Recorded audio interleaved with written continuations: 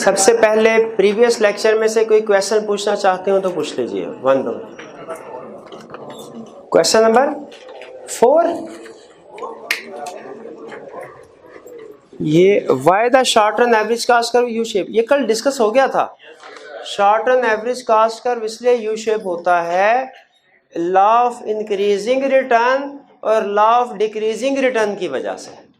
जब law of increasing return apply होता है तो कॉस्ट डिक्रीज हो रही होती है, और जो law of increasing return apply होता है कॉस्ट डिक्रीज हो रही होती है, और law of increasing return apply होता है डिक्रीजिंग रिटर्न अप्लाई होता है तो कॉस्ट इंक्रीज हो रही होती है। आप मुझे ये बताइए, छोड़े उसको, क्या लिखा है। आपने कोई कॉस्ट कर्व देखा है आज तक जिंदगी में? कोई भी? वैसे अगर कल तो दिखाया था आपको, मुझे कल दिखाया था। एवरेज कॉस्ट कर्व नहीं था वो? अच्छा सुन ले, अहम कंसेप्ट बताने जा रहा हूं आपको। इकोनॉमिक्स में एक टर्म जो शेप बताई जाती है ना, शेप बताई जाती है, वो ये है for example average cost curve.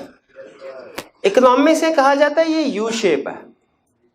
इसे यू शेप किस वजह से कहा जाता है? क्या इसकी शक्ल यू से मिल रही है? ये रीजन नहीं है। यू से मिल रही है लेकिन इसे इस वजह से नहीं यू शेप। रीजन सुनिएगा किस वजह से यू शेप। इकोनॉमिक्स में जब कोई कर्व पहले डिक्रीज होता है फिर एक मिनिमम लेवल पे आके इंक्रीज होता है तो इस कर्व को कहते हैं कि इसकी शेप है U shape. U shape physically उसकी शक्ल मिलने से नहीं कहा जाता, वरना असल में तो यू शेप, ये तो बाउल शेप है। बाउल शेप तो है, ये यू शेप तो नहीं है। यू शेप ऐसा तो नहीं, वो तो ऐसी शेप होती तो यू शेप होते। लेकिन इकोनॉमिक्स में याद रखें, हर उस कर्व को जो पहले डिक्रीज होता है फिर उसके बाद इंक्रीज होता है उसे कहते हैं यू शेप। अगर वो कर्व डिक्रीज हो के फिर इंक्रीज हो, फिर डिक्रीज हो, फिर इंक्रीज हो, उसे यू शेप नहीं कहेंगे। उसे यू शेप नहीं कहेंगे। यू शेप क्या होगा? पहले कर्व डिक्रीज हुआ फिर इंक्रीज। तो मुझे बताइए, अब इकोनॉमिक्स की लैंग्वेज में बताना है, क्या ये कर्व यू शेप है? ये कर्व यू शेप है कि नहीं? अब देखिए, आप कहें सर ये तो हॉकी शेप है, टिक शेप है, यू शेप तो नहीं है। लेकिन नहीं, हमने इकोनॉमिकली देखा इसको। इकोनॉमिक्स की लैंग्वेज में हर वो कर्व जो पहले डिक्रीज होता है, मिनिमम पे पहुंच के फिर इंक्रीज होता है, उसे क्या कहते हैं? ये यू शेप है। तो ये भी इकोनॉमिक्स में यू शेप है, ये भी यू शेप है। ये यू शेप क्लियर हुए? अगला क्वेश्चन के कॉस्ट कर्व यू शेप क्यों होता है? वो इस वजह से, हाँ, पहले डिक्रीज होती है कॉस्ट फिर इंक्रीज होती है। अच्छा, डिक्रीज होती है किस वजह से? लॉ ऑफ इंक्रीजिंग रिटर्न की वजह। और इंक्रीज होती है किस वजह से? Decreasing return. क्लियर हो गया? अच्छा, अब मेरा क्वेश्चन है similar question, why average cost curve is U shape, थोड़ा सा चेंज, इन लॉन्ग रन। उसने शॉर्ट रन में पूछा ना, मैं आपसे सेम क्वेश्चन पूछ रहा हूं कि कॉस्ट कर्व यू शेप क्यों होता है लेकिन लॉन्ग रन में, बताइए।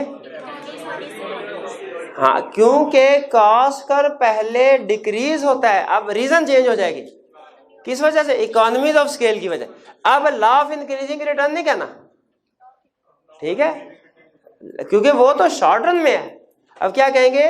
क्योंकि कॉस्ट डिक्रीज होती है किस वजह से? इकोनॉमीज ऑफ स्केल की वजह। और फिर इंक्रीज होती है किस वजह से? डिस इकोनॉमीज ऑफ स्केल की वजह से। तो क्लियर हुआ कॉस्ट कर्व यू शेप क्यों होता है। चलिए, और कोई क्वेश्चन? जी जी, वन बाय वन पूछिए जी मेरे को। Wear and tear infrastructure. देखिए, आप कोई भी मशीन खरीद ले, छोटी से लेके बड़ी से बड़ी तक, उसके साथ एक मैनुअल मिलता है कि आपने इसको कैसे यूज करना। इवन कैलकुलेटर भी अगर आप ले, आपने अक्सर एक टर्म सुनी होगी, वो हमारे यहाँ यूज होती है आम जुबान में, कि कोई भी मशीनरी जो इसको ज्यादा देर चलाएं तो वो गर्म होकर बंद हो जाती है। जैसे गाड़ी का इंजन है, आपको पता है ज्यादा देर चलाए वो हीट अप होके। आप मुझे ये बताइए, एक गाड़ी हमने खरीदी पर्सनल पर्पस के लिए, एक गाड़ी खरीदी कमर्शियल पर्पस के लिए। फॉर एग्जाम्पल उबर पे हमने उसको चलाना है कमर्शियल पर्पस के लिए, किस गाड़ी की लाइफ ज्यादा होगी? पर्सनल पर्पस के लिए। ठीक है, क्यों? वो जो ऊबर वाली जो कमर्शियल पर्पज के लिए गाड़ी है उसकी लाइफ नॉर्मली कम क्यों होती है? क्योंकि ज्यादा इस्तेमाल की वजह से वेयर एंड टेयर हो जाते हैं। तो इसलिए वो कहते हैं जिन बिजनेस की ग्रोथ ज्यादा होती है, जहां पे आउटपुट ज्यादा होती है, क्योंकि हम इकोनॉमिक्स में ग्रोथ का मतलब लेते हैं इंक्रीज इन आउटपुट, आउटपुट ज्यादा होती है, उन मशीनरी की वेयर एंड टेयर भी ज्यादा होती है। एक रीजनेबल लेवल की हद तक तो वेयर एंड टेयर इतनी नहीं होगी, लेकिन जब आप उसका रीजनेबल लेवल क्रॉस कर लेंगे, एक्सेसिव प्रोडक्शन शुरू कर देंगे, तो हीट अप होने की वजह से, दूसरी प्रॉब्लम्स आने की वजह से उनकी जो वेयर एंड टियर की मशीनरी को खराब होने की जो कॉस्ट है, खर्चे हैं, उस मशीनरी को रिपेयर करवाने के खर्चे वो ज्यादा होते जाएंगे। देखिए, पर्सनल गाड़ी को रिपेयर करवाने के खर्चे महीने के कम होते हैं, कमर्शियल गाड़ी को रिपेयर करवाने के खर्चे ज्यादा होते हैं। ठीक है, तो इसीलिए जो लार्ज स्केल बिजनेस होता है उसकी डिसइकोनॉमीज में, डिसएडवांटेज में एक रीजन ये भी होती है कि वहां पे अक्सर मशीनरी जो है वो उनके खर्चे होते रहते हैं रिपेयर एंड मेंटेनेंस के। जी, क्लियर हो गया कंसेप्ट? और कोई क्वेश्चन? जी जी, और कोई question?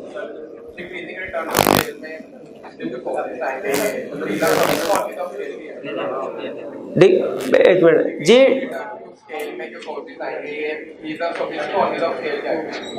Decreasing return to scale में जो डिसइकोनॉमीज ऑफ स्केल की एग्जांपल्स आएंगी, क्वेश्चन नंबर 12।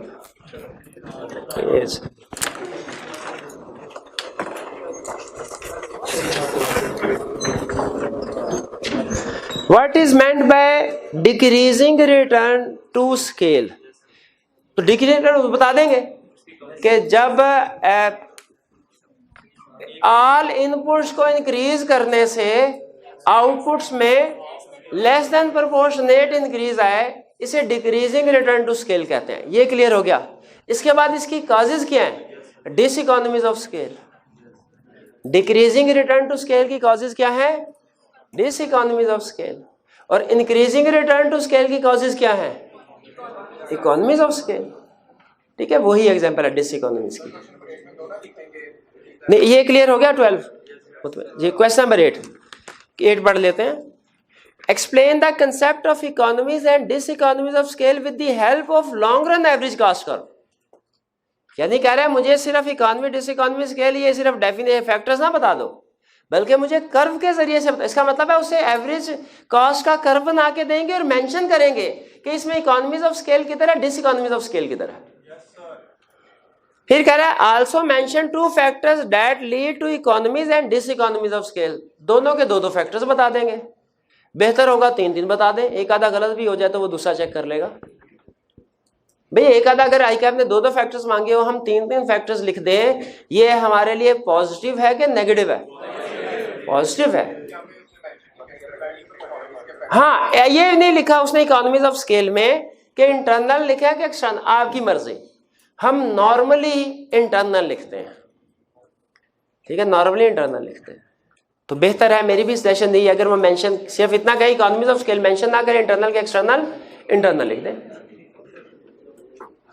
जी, और कोई क्वेश्चन? कोई क्वेश्चन नहीं? आज के लेक्चर की तरफ चलें। अच्छा, ये एंड में जो स्टूडेंट है मेरे भाई, मुझे बताइए आपको ये लिखा नजर आ रहा है? क्या लिखा हुआ है? ठीक है, थोड़ा सा डिम है। हाँ, ये लिखा हुआ है फॉर्म अंडर परफेक्ट कंपटीशन, ये लिखा है form under imperfect competition. Start करें जी। अब यहाँ पे कंसेप्चुअल डिस्कशन स्टार्ट होने जा रही है अगले 2-3 लेक्चर में।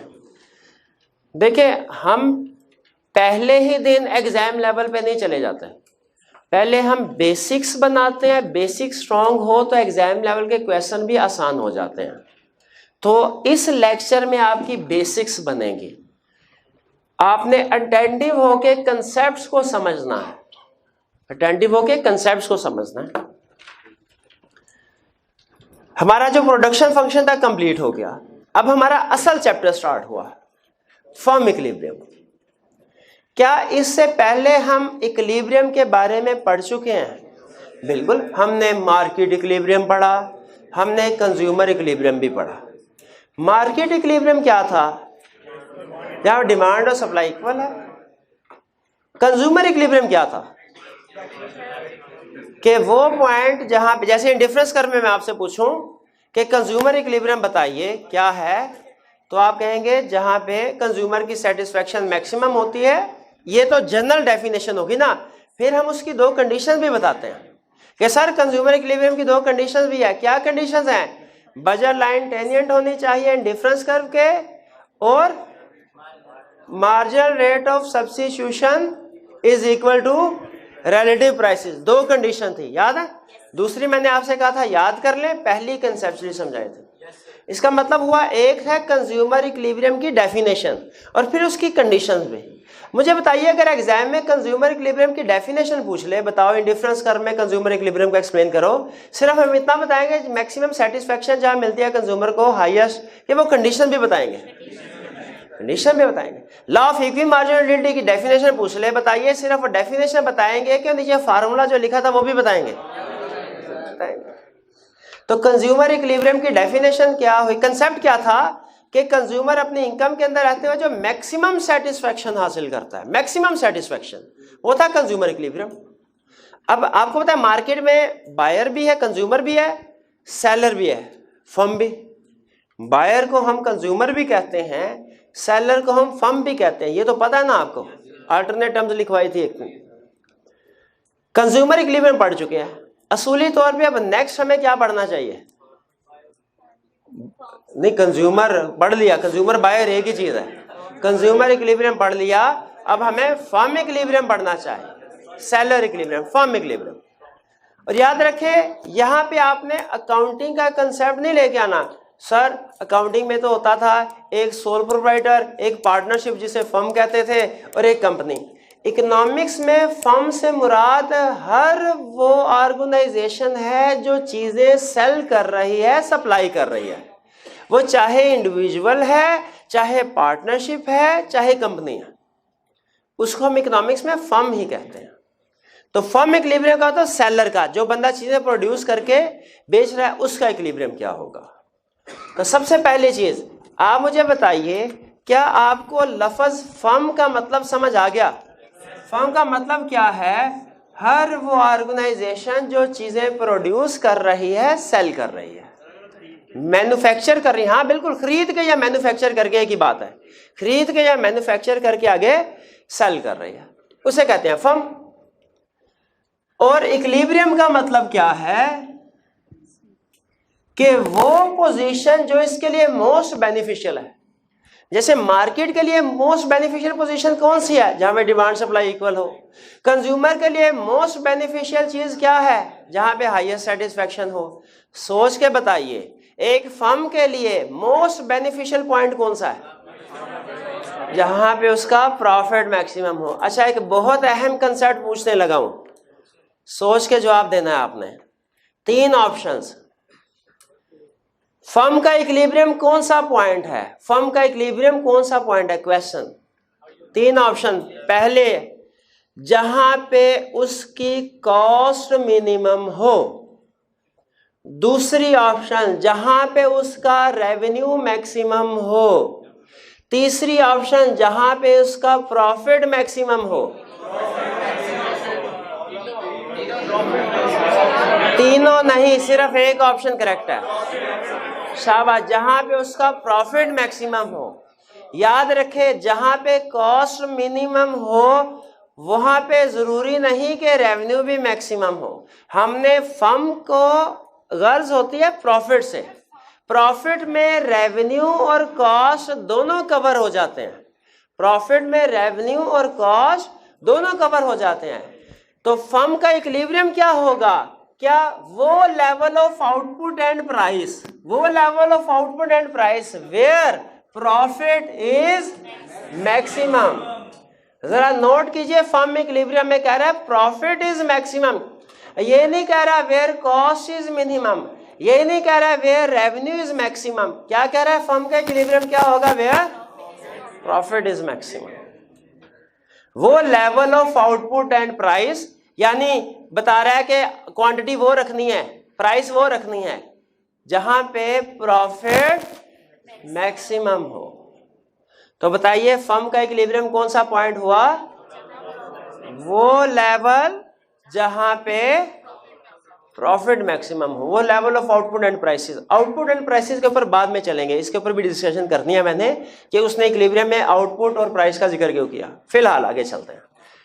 प्रॉफिट इज मैक्सिमम, ये समझ आ गया आपको। कहता है इसकी भी दो निशानियां, जैसे कंज्यूमर इक्विलिब्रियम में उसने इक्विलिब्रियम बता के दो निशानियां बताई, इनको हमने याद रखना है। Where MC is equal to MR। MC क्या मतलब? Marginal cost. और MR मतलब revenue. Marginal cost is equal to and MC curves, curve का MC curve cuts MR curve from below, और MC कट करता है MR को फ्रॉम बिलो। अच्छा, ये दोनों डेफिनेशन, ये दोनों कंडीशन अभी समझ नहीं आएगी, समझानी है मैंने, दोनों समझाने हैं, लेकिन अभी नहीं। अभी के लिए आप सिर्फ याद कर लीजिए, ठीक है, कि फर्म का इक्विलिब्रियम क्या है? वो level of output and prices where profit is maximum, profit is maximum. और ये कौन से वाला पॉइंट होगा? MC is equal to MR and MC cuts MR from below. Clear हो गई बात? अच्छा, अकाउंटिंग के इतने एक्सपर्ट बैठे हैं, आप मुझे बताइए प्रॉफिट का फार्मूला क्या होता है भला?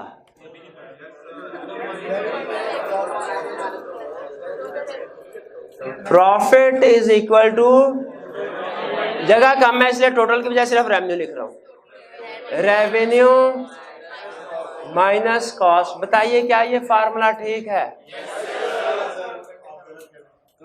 इसका मतलब ये हुआ, अगर मैं फर्म के इक्विलिब्रियम पे पहुंचना चाहता हूं तो मुझे सिर्फ रेवेन्यू के कर्व चाहिए क्या?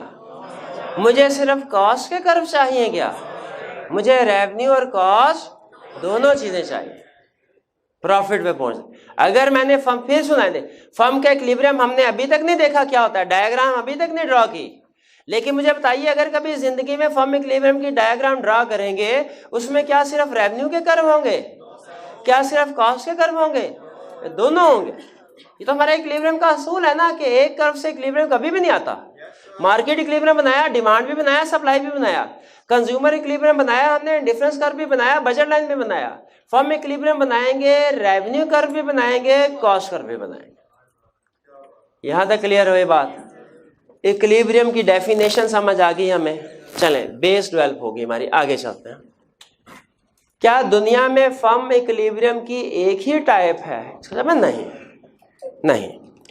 फर्म की दो बड़ी टाइप्स हैं, फर्म की दो बड़ी टाइप्स हैं। एक होती है फर्म अंडर परफेक्ट कंपटीशन, और दूसरी होती है फर्म अंडर इम्परफेक्ट। इंग्लिश आपने पढ़ी होगी, एक्सपर्ट बैठे हैं आप लोग। इम का मतलब क्या होता है? आई एम इम, जब किसी चीज के साथ इम नॉट की सेंस देता है, यानी वो फर्म जो परफेक्ट कंपटीशन में है और वो फर्म जो परफेक्ट कंपटीशन में है। फर्म की दो टाइप्स क्या है? Firm under perfect competition, imperfect competition. अब परफेक्ट कंपटीशन क्या, इम्परफेक्ट क्या है, कुछ नहीं पता हमें। एग्जाम्पल सुने, हम जब घर से निकलते हैं, फर्ज कीजिए हम शर्ट खरीदने के लिए बाहर गए, जूते खरीदने के लिए गए मार्केट में, हमें मार्केट में दो तरह के दुकानदार नजर आएंगे, या इकोनॉमिक्स की लैंग्वेज में बात करें तो दो तरह की फर्म्स नजर आएंगी। हालांकि है वो इंडिविजुअल, लेकिन हम उसे इकोनॉमिक्स की लैंग्वेज में फर्म कहते हैं।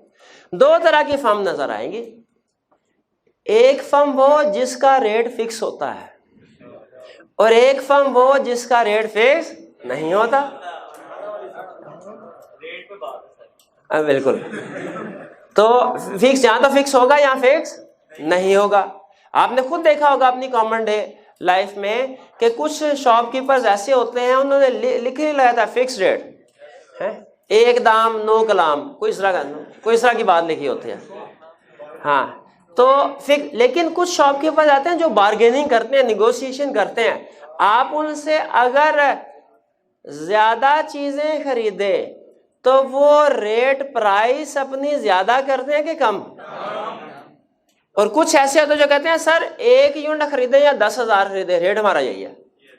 भाई एग्री करते हैं, ऐसे ही कंसेप्ट होता है। इसका मतलब ये हुआ कि मार्केट में 2 तरह की फर्म्स हैं। एक वो फर्म जिनकी प्राइस फिक्स होती है, चाहे यूनिट 1 खरीदे चाहे 1000 खरीदे, और एक वो जिनकी प्राइस चेंज होती रहती है। अगर आप उनसे ज्यादा चीजें खरीदे तो आपको डिस्काउंट देते हैं। क्लियर? इकोनॉमिक्स में जिस फर्म की, जिस शॉपकीपर की, जिस फर्म की प्राइस फिक्स होती है उसे कहते हैं फर्म अंडर परफेक्ट कंपटीशन। जिसकी प्राइस फिक्स होती है, फिक्स प्राइस शॉप, ये हमारी फिक्स प्राइस शॉप है। और जिस फर्म की प्राइस चेंज हो जाती है, या दूसरे लफ्जों में अगर आप ज्यादा क्वांटिटी खरीदे तो उसकी प्राइस कम हो जाती है, इसको कहते हैं firm under imperfect competition. Firm under perfect competition, firm under imperfect competition. अच्छा मुझे यह बताइए, आपका एक्सपीरियंस क्या कहता है, मार्केट में जो ज्यादातर फर्म्स हैं वो परफेक्ट कंपटीशन वाली फर्म्स हैं या इम्परफेक्ट वाली? इसका मतलब ये हुआ हमारी इकोनॉमिक्स में असूली तौर पे इम्परफेक्ट कंपटीशन की डिस्कशन ज्यादा होनी चाहिए। अब पता नहीं, वो तो आगे पढ़ेंगे, सब्जेक्ट और चैप्टर पढ़ेंगे फिर पता चलेगा कि कम है कि ज्यादा। असूली तौर में मुझे लगता है कि इम्परफेक्ट की ज्यादा, क्योंकि टाइप्स ऑफ फर्म जो ज्यादा है। तो फर्म की 2 टाइप्स हो गए, firm under perfect competition, firm under. खुद बताइए, क्या दोनों फर्म का इक्विलिब्रियम एक जैसा होगा? डिफरेंट होगा। इसीलिए उसने जब फर्म इक्विलिब्रियम को स्टडी करवाना है आपको, तो परफेक्ट कंपटीशन का इक्विलिब्रियम अलहदा स्टडी करवाएगा, इम्परफेक्ट कंपटीशन का अलहदा स्टडी करवाएगा। भाई यहां पे क्लियर होते हैं बात? आगे चलें। आपको याद होगा मैंने एक दफा आपको एक बात कही, एक मूवी का डायलॉग सुनाया था कि एक बेटे और बाप में डिस्कशन हो रही थी, तो बाप उसे डिसीजन मेकिंग का असूल सिखा रहा था बेटे को। क्या कहता था वो? कि हाँ, कि सिर्फ करीब का फायदा नहीं देखना, दूर का नुकसान भी देखना है। और करीब का नुकसान नहीं देखना, दूर का फायदा भी देखना है। जैसे आपके हो सकता है कुछ दोस्त ऐसे हों जो मतलब सैरो तफरी कर रहे हैं, वो घूमने फिरने जा रहे हैं, ठीक है, आप दिन रात पढ़ रहे होते हैं, ये करीब का नुकसान है क्योंकि सीए के स्टूडेंट है आप, करीब का, लेकिन दूर का फायदा होगा। जब क्वालिफाई कर जाएंगे तो आप उनसे कई गुना ज्यादा अर्निंग कर रहे होंगे। और इसी तरह एक करीब का फायदा है और दूर का नुकसान। वो क्या? मोबाइल, इंटरनेट इस्तेमाल करना, टाइम ज़ाया करना अच्छा लगता है, लेकिन इसे कहाँ करीब का फायदा, लेकिन दूर का नुकसान है, सीए नहीं कर पाएंगे आप। तो जब इकोनॉमिक्स में मैंने क्या बताया था, जब इकोनॉमिक्स में भी इसी तरह करीब का फायदा कुछ और हो, दूर का नुकसान कुछ और हो, या किसी थ्योरी में करीब का नुकसान कुछ और है, दूर का फायदा कुछ और है, हमें उसे सिर्फ एक ही तरह से पढ़ना चाहिए कि शॉर्ट रन लॉन्ग रन में क्लासीफाई करना चाहिए। शॉर्ट रन और लॉन्ग रन में क्लासीफाई करना चाहिए, ठीक है, शॉर्ट रन में और लॉन्ग रन में क्लासीफाई करना चाहिए। इसीलिए हमने जो कंपटीशन है, जो फर्म है, इनका इक्विलिब्रियम याद रखें, शॉर्ट रन में अलहदा स्टडी करते हैं, लॉन्ग रन में अलहदा स्टडी करते हैं। परफेक्ट कंपटीशन का भी, इम्परफेक्ट कंपटीशन का भी। आपको रिकॉल करवा दूं, हमने शॉर्ट रन की डेफिनेशन पढ़ी थी, कुछ फैक्टर ऑफ प्रोडक्शन फिक्स है, कुछ वेरिएबल है। लॉन्ग रन की डेफिनेशन क्या पढ़ी थी? अब सुनिए, टेक्निकल कंसेप्ट ऐड कर रहा हूं। इसका मतलब ये हुआ कि शॉर्ट रन में कुछ फैक्टर ऑफ प्रोडक्शन फिक्स हैं, कुछ वेरिएबल हैं, तो फर्म का जो कॉस्ट है कुछ फिक्स होगी, कुछ वेरिएबल होगी शॉर्ट रन में। लेकिन लॉन्ग रन में सारे के सारे फैक्टर ऑफ प्रोडक्शन वेरिएबल है। इसका मतलब है लॉन्ग रन में फर्म की कॉस्ट सिर्फ और सिर्फ वेरिएबल होगी, फिक्स नहीं होगी। भाई फर्क समझ आया? भाई फैक्टर ऑफ प्रोडक्शन वेरिएबल तो कॉस्ट भी वेरिएबल, फैक्टर ऑफ प्रोडक्शन कुछ फिक्स तो कुछ वेरिएबल, तो उनकी कॉस्ट भी कुछ फिक्स कुछ वेरिएबल। अब मुझे बताइए, अगर फर्म की कॉस्ट शॉर्ट रन में कुछ और है, लॉन्ग रन में कुछ और है, तो हमें इक्विलिब्रियम एक ही पढ़ना चाहिए कि शॉर्ट रन और लॉन्ग रन में फर्क रखना चाहिए? फर्क रखना चाहिए। ये हमारा टोटल स्ट्रक्चर है इस चैप्टर का, जो आपके सामने मैंने ड्रॉ किया है। सबसे पहले मैंने क्या किया, आपको फर्म का इक्विलिब्रियम समझाया। उसमें सबसे अहम चीज आपको ये समझाई कि फर्म का इक्विलिब्रियम क्या होगा, जहां वो level of price and output जहां पे फर्म का प्रॉफिट मैक्सिमम है, प्रॉफिट मैक्सिमम है। उसकी दो कंडीशन बताई, समझाई नहीं, सिर्फ बताई हमें। हाँ, प्रॉफिट मैक्सिमम ये समझाया कि यहाँ पे हमने इक्विलिब्रियम जब फर्म का देखना है, कॉस्ट मिनिमम नहीं देखनी, रेवेन्यू मैक्सिमम नहीं देखना, क्या देखना है? Profit maximum. जब फर्म इक्विलिब्रियम बता दिया तो फिर मैंने आपको बताया टाइप्स ऑफ फर्म इक्विलिब्रियम क्या है। उसमें पहले हमने फर्म को क्लासिफाई किया दो हिस्सों में, ठीक है। ये क्लासिफिकेशन जो है ना लेवल 1 की, ये प्राइस के हिसाब से है। ये जो लेवल 2 की क्लासिफिकेशन है ना, ये कॉस्ट के हिसाब से है। टाइप्स ऑफ फर्म इक्विलिब्रियम, पहली कैटेगरी दो हिस्सों में डिवाइड किया, firm under perfect competition, firm under imperfect competition. क्या फर्क है दोनों में? परफेक्ट कंपटीशन में प्राइस फिक्स रहेगी, सेम रहेगी। इम्परफेक्ट कंपटीशन में प्राइस जैसे जैसे आउटपुट बढ़ेगी प्राइस कम होती जाएगी। फिक्स प्राइस डिक्रीज हो जाती है। और फिर फर्म अंडर परफेक्ट कंपटीशन है, उसमें कॉस्ट शॉर्ट रन में कुछ और है, लॉन्ग रन में कुछ और। शॉर्ट रन में कुछ फिक्स कुछ वेरिएबल, लॉन्ग रन में सारी की सारी वेरिएबल। तो हमने फर्दर फिर इक्विलिब्रियम का दो हिस्सों में डिवाइड किया, equilibrium under short run, equilibrium under long run. इसी तरह इम्परफेक्ट कंपटीशन में, चूंकि इम्परफेक्ट कंपटीशन की भी जो कॉस्ट होगी वो शॉर्ट रन में फिक्स भी होगी, कुछ कुछ वेरिएबल होगी, और लॉन्ग रन में सारी की सारी वेरिएबल। तो फर्म अंडर इम्परफेक्ट कंपटीशन को भी हमने दो हिस्सों में डिवाइड कर दिया, short run equilibrium, long run equilibrium. Clear? ये हमारी क्लासिफिकेशन लेवल 1 की, बस समझाने के लिए कह रहा हूं, वरना ये इकोनॉमिक्स का कंसेप्ट नहीं है, जो कि प्राइस के लिहाज से है। और ये है लेवल 2 की, जो कि कॉस्ट के लिहाज से। आपको एग्जाम में सबसे बड़ी गलती जो स्टूडेंट करते हैं, जिसका नुकसान सबसे ज्यादा, देखिए कुछ गलतियां होती है नुकसान छोटा होता है, कुछ गलतियां होती है जिनका नुकसान बड़ा है, वो ना बता दूं यहाँ पे। उसने एग्जाम में पूछा होता है इक्विलिब्रियम बताओ परफेक्ट कंपटीशन का, स्टूडेंट बता देते हैं इम्परफेक्ट का, एक दो लफ्ज का फर्क। उसने पूछा होता है इक्विलिब्रियम बताओ लॉन्ग रन का, उसने स्टूडेंट शॉर्ट रन का बता देते हैं। और सम टाइम वो सिर्फ इतना कहता है इक्विलिब्रियम बताओ, ये नहीं बताता शॉर्ट रन का के लॉन्ग रन का। इसका एक असूल है, क्या बताना है, स्टूडेंट वो असूल भूल जाते हैं। अगर तो देखे जो उसने बताया हमने वही बताना है, लेकिन अगर वो नहीं बताता फिर क्या करना है, ये आपको सिखाया जाएगा। लेकिन जहन में रखिएगा, एग्जाम में जब कोई भी इस चैप्टर में डायग्राम ड्रॉ करे, आपने पहली लाइन लिखने से पहले ये डिसाइड करना है फर्म परफेक्ट की है कि इम्परफेक्ट की है, इक्विलिब्रियम शॉर्ट रन का है कि लॉन्ग रन का है। ये डिसीजन गलत हो गया तो जो कुछ भी करेंगे सारा गलत हो जाएगा, और ये डिसीजन सही हो गया तो फिर आप इंशाल्लाह उसको आसानी से क्वेश्चन को कंप्लीट कर लेंगे। भाई इक्विलिब्रियम की बात समझ आ गई। मैंने अभी तक आपको दो चीजें बताई, सिर्फ फर्म इक्विलिब्रियम क्या होता है ये समझाया, टाइप्स ऑफ इक्विलिब्रियम क्या होता है ये समझाया। क्लियर? अच्छा, फिर बताइए फर्म किस वक्त इक्विलिब्रियम में होगी, जहां पे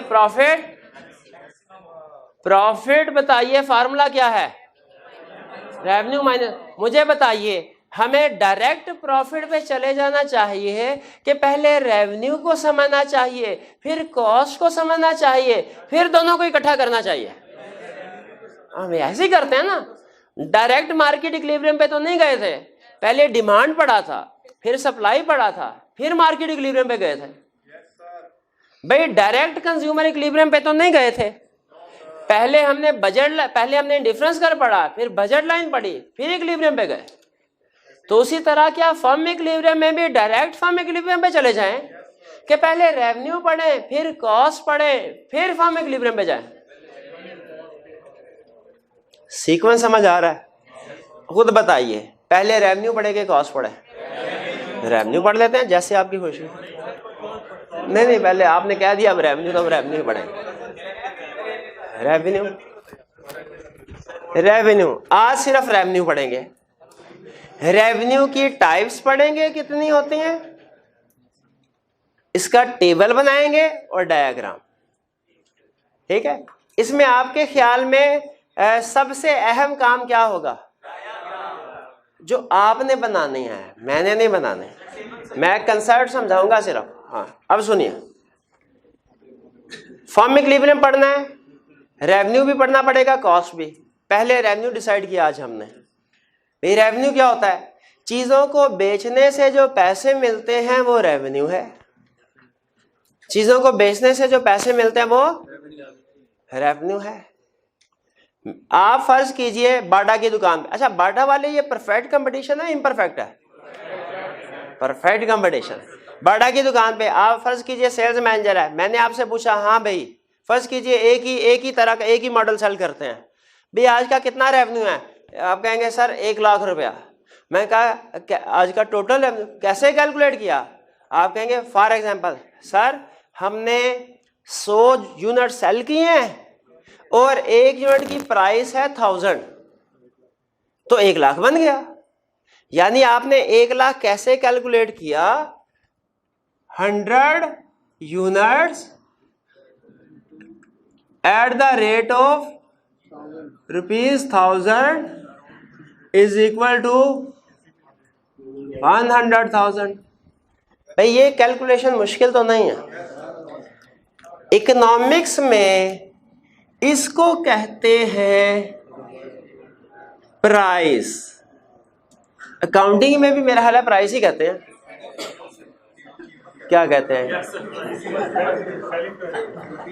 सेलिंग प्राइस। वही प्राइस, सेलिंग प्राइस है। इकोनॉमिक्स में इसको कहते हैं क्वांटिटी या आउटपुट। क्वांटिटी या आउटपुट 100 यूनिट्स। और इसको कहते हैं नहीं रेवेन्यू नहीं, टोटल है, क्योंकि रेवेन्यू की बहुत सी टाइप्स हैं। अगर रेवेन्यू की एक ही टाइप हो तो हम कह दें रेवेन्यू। अकाउंटिंग में रेवेन्यू की एक ही टाइप होती है तो वो ट्रायल बैलेंस में सिर्फ रेवेन्यू लिखता होता है। हमारी इकोनॉमिक्स में रेवेन्यू की बहुत सी टाइप्स हैं, इसलिए हम रेवेन्यू के साथ उसकी टाइप जरूर लिखते हैं, वरना कंफ्यूजन हो जाएगी ये टोटल रेवेन्यू है, ये मार्जिनल रेवेन्यू है कि एवरेज रेवेन्यू है। टोटल रेवेन्यू कैसे आती है क्लियर हो गया? तो टोटल रेवेन्यू का फार्मूला है आउटपुट या quantity, output multiplied by price. Price ठीक है। एक रेवेन्यू टोटल रेवेन्यू। एक होता है मार्जिनल रेवेन्यू। भाई मार्जिनल रेवेन्यू क्या होता है? Additional revenue due to sale of additional unit. Additional revenue जैसे अब अगर हम दुकान बंद कर रहे हैं, एक और ग्राहक आ गया, कहने का सर एक जूता मैंने भी खरीदना है। एक जूता उसने खरीदा, 1000 रुपया दे के हमें चला गया। अब बताइए मार्जिनल रेवेन्यू क्या है? 1000। एक एडिशनल यूनिट सेल करने से जो एडिशनल रेवेन्यू आता है वो क्या होता है? Marginal revenue. तो मार्जिनल रेवेन्यू का फार्मूला हुआ चेंज इन, ये चेंज के लिए यूज होता है ना, के इंग्लिश में लिख दूं? चले ऐसे कर लें, चेंज इन टोटल रेवेन्यू को टीआर लिख दूं? Change in total revenue divided by change in output. तो मार्जिनल रेवेन्यू का फार्मूला क्या हुआ? Change in total revenue divided by change in output. भाई समझ आई बात? आगे चलते। एवरेज रेवेन्यू का फार्मूला क्या होता है? सिंपल, टोटल रेवेन्यू चेंज तो नहीं आएगा, चेंज सिर्फ मार्जिनल में आता है। Total revenue divided by total output, ये आ गया एवरेज रेवेन्यू। भाई कंसेप्ट समझ आया? रेवेन्यू की कितनी टाइप्स है मेरे भाई? कौन कौन सी? Total revenue, marginal revenue, average revenue. तीनों में फर्क समझ आया? तीनों के फार्मूला समझ आ गए? नहीं समझ आए? जब तक, हाँ जब तक सुने टेबल 1 2 3 4 5 5 5 5 5 5। पहला क्वेश्चन मेरा, फॉर्म कौन सी है? परफेक्ट या इम्परफेक्ट? कैसे पता चला? प्राइस फिक्स है। अगला क्वेश्चन, शॉर्ट रन है लॉन्ग रन है? कहे नहीं बता सकते सर। क्यों नहीं बता सकते? आपके सर शॉर्ट रन और लॉन्ग रन तो कॉस्ट से पता चलता है, कॉस्ट तो दी नहीं गई। हाँ तो बताइए परफेक्ट कंपटीशन के इम्परफेक्ट? कैसे पता चला? शॉर्ट रन के लॉन्ग रन? क्यों नहीं बता सकते? तो कॉस्ट से पता चलता है, कॉस्ट दी ही नहीं हुई। अब टेबल को फिल कीजिए, कैलकुलेटर निकालें, फटाफट करें, छोटी सी कैलकुलेशन है, इससे 100 गुना मुश्किल कैलकुलेशन आप काउंटिंग में करते हैं। ये इस तरह कैसे होगा, ये खुद करना। अब भैया भाई मैं करवाऊं? करवा देते हैं भैया, आता किस लिए? इसी काम के लिए आता हूँ। अच्छा अभी करवाता हूँ मैं, इसी काम के लिए तो आता हूँ। अभी आप तो गुस्सा नहीं किया मेरे भाई ने। भाई टोटल रेवेन्यू का फार्मूला क्या है? Quantity multiplied by, total revenue का formula quantity output, output quantity एक ही बात है, multiplied by price. Total revenue क्या? 5 एकम 5, 5 दूनी 10, 5 दिए 15, 20, 25। देखिए टोटल रेवेन्यू। कोई स्टूडेंट जिसे ना पता चला हो कि ये इतनी मुश्किल कैलकुलेशन कैसे हमने की? नहीं पता चल गया सबको? नहीं ऐसे नहीं। कुछ स्टूडेंट कहते नहीं सर समझ नहीं आती हमें। कोई बात नहीं, यहाँ पे फार्मूला लिख देते हैं ताकि जिसको समझ ना आई हो, मुश्किल कैलकुलेशन है, छोटी मोटी हो समझ, is equal to price multiplied by quantity. Output, output लिख ले यार। अच्छा कुछ स्टूडेंट वाकई कहते हैं वाकई सर आपने कंफ्यूज कर दिया है, इधर पहले क्वांटिटी लिखा उधर प्राइस, इधर पहले प्राइस लिख दिया फिर क्वांटिटी लिख दे। मैं कहता भाई ठीक है भाई, अभी कंसेप्ट सीधा। कहते नहीं सर कंसेप्ट हमारा उल्टा सीधा करे कंसेप्ट। बिल्कुल ठीक है, क्वांटिटी मल्टीप्लाई प्राइस। भैया क्लियर हो गया? अगला कॉलम क्या है? Marginal revenue. फार्मूला क्या है? Change in total revenue divided by change in output. इससे पहले 0 0 था, 0 0 से क्वांटिटी बढ़ के 1 हुई, टोटल रेवेन्यू बढ़ के कितना हो गया? तो 5 चेंज कितने का आया? टोटल रेवेन्यू में कितने का चेंज आया? डिवाइडेड बाय आउटपुट में कितने का चेंज आया? 5 डिवाइडेड बाय 1। इधर क्या लिखूं? डायरेक्ट लिख दूं कि पहले 5 डिवाइडेड बाय 1 लिखूं? डायरेक्ट लिख देते हैं 5, वरना इसके बैक एंड पे जो कैलकुलेशन हुई ना वो ये change in total revenue 5 divided by change in output 1 is equal भी डाल देते हैं। भैया तुम मेरी काउंटिंग पक्की कराओगे? ये ले। अब बताइए मार्जिनल रेवेन्यू, इस क्वांटिटी 2 पे क्या मार्जिनल रेवेन्यू है? Change in total revenue divided by change in unit. तो ये भी 5, 10 वर्किंग खुद ही शो करवा लीजिएगा आप। 10 अगर करानी हुई तो 10 - 5 डिवाइडेड बाय 2 - 1। इस पे कैसे आया? Change in total revenue 15 - 10 divided by change in output 3 - 2। इसी तरह ये 5, इसी तरह ये 5। भाई क्लियर है? प्रॉब्लम तो नहीं। आगे चलते हैं। एवरेज रेवेन्यू का फार्मूला क्या है? Divided by total revenue divide by, भाई एवरेज रेवेन्यू का फार्मूला क्या है? Total revenue divide by 5 10 divide by 2, 15 divide by 3, 20 divided by 4, 5, 25 divide by 5। इसका मतलब ये वाकई बड़ा, ये आपने एनालिसिस किया है, बड़ा सोचना पड़ा होगा। सुने इसका मतलब ये हुआ, पहला रूल लिख लें पहली काम की बात, एवरेज रेवेन्यू और प्राइस हमेशा एक ही होगी। लिखे, average revenue is equal to price, आपके सामने है, साबित करने की जरूरत नहीं। लिखे मेरे, average revenue is equal to price हमेशा, लिख लिया। दूसरी बात लिखे, in perfect competition price is equal to average revenue is equal to marginal revenue. Perfect में एक तो रूल हर तरह की कंपनी के लिए ना, वो क्या है, price is equal to average revenue. एक रूल है परफेक्ट कंपटीशन वाली फर्म के लिए, क्या, कि average revenue is equal to marginal revenue is equal to price. वो तो एवरेज रेवेन्यू और प्राइस एक ही बात होगी ना। तो परफेक्ट कंपटीशन के लिए असूल क्या है, average revenue is equal to. अब अगर मैं आपसे कहूं इसकी एक डायग्राम बनाइए, यहां पे लिखना है आउटपुट, यहां पे लिखना है average revenue and marginal revenue, यहां पे लिखना है 1 2 3 4 5 क्वांटिटी, आउटपुट ऐसे होगा। इधर लिखना है 1 2 3 4 5 6। तो जब कर्व बनाएंगे तो गैस कैसे, क्या एवरेज ये आपने घर जाके ना नंबरिंग के साथ करना है। तो ये लाइन आएगी, ये एवरेज रेवेन्यू की है या मार्जिनल रेवेन्यू की है, क्योंकि परफेक्ट कंपटीशन में दोनों average revenue is equal to, जी कुछ समझ आई आपको। देखिए हमने क्या सीखा, हमने रेवेन्यू कर्व बनाने, रेवेन्यू की टाइप्स देखी 3, total revenue, marginal revenue, average revenue.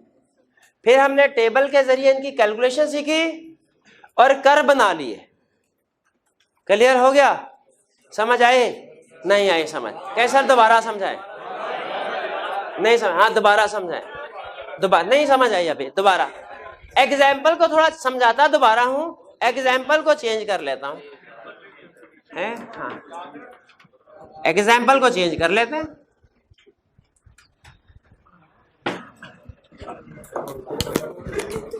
ये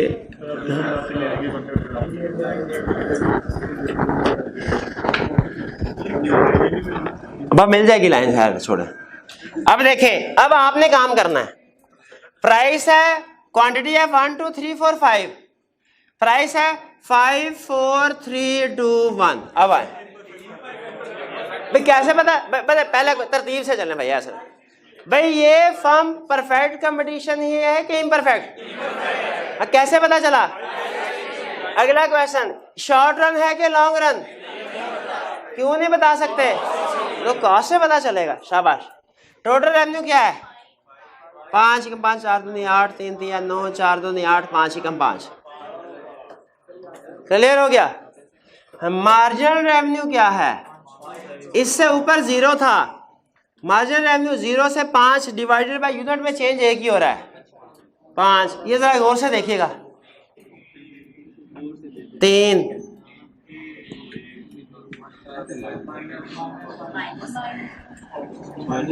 अच्छा, ये इसको सिर्फ टोटल रेवेन्यू से नहीं चेंज कर देना, डिवाइड करना है क्वांटिटी से। ये ना कभी आई कैप कहे 2 4 6 8 10, तो आप इसको डिवाइड करना, 2 से डिवाइड करना। आपके सर तो हमेशा इधर से कैलकुलेट करते थे। अगर वो खुद से टोटल रेवेन्यू आउटपुट देता है और नंबर ऑफ यूनिट चेंज कर देता है, तो अब ये डिवीजन से फिर फर्क पड़ जाएगा। अभी जो कि यूनिट एक रखते हैं, डिवाइड बाय 1 वही फिगर आती है। एवरेज रेवेन्यू क्या है, कैसे कैलकुलेट किया, टोटल रेवेन्यू डिवाइड बाय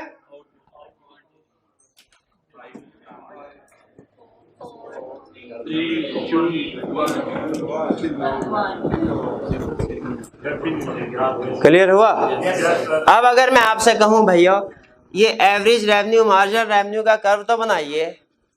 अब जो आपका कर्व बनेगा सीधी लाइन नहीं बनेगी, बल्कि कर्व बनेगा ये कर्व होगा एवरेज रेवेन्यू, ये कर्व होगा कुछ समझ आए? कर्व देख के बता सकते हैं परफेक्ट कंपटीशन का कि इम्परफेक्ट का? क्योंकि सेम नहीं है एवरेज एवरेज। जी कुछ समझ आया? आज घर जाके आपकी होम असाइनमेंट क्या है, आपने ये जो टेबल दिए गए हैं पेज नंबर 73 पे, इस पे आपने नंबरिंग के साथ ये दोनों कर्व बनाने हैं, परफेक्ट कंपटीशन वाला भी इम्परफेक्ट वाला भी। एक एक दफा नंबरिंग के साथ, एक एक दफा नंबरिंग के बगैर, क्योंकि पहली दफा नंबरिंग के साथ बनाए, आइंदा हम जब भी कर्व बनाते हैं नंबरिंग के बगैर बनाते हैं। तो बना लेंगे जी। चलिए आज का लेक्चर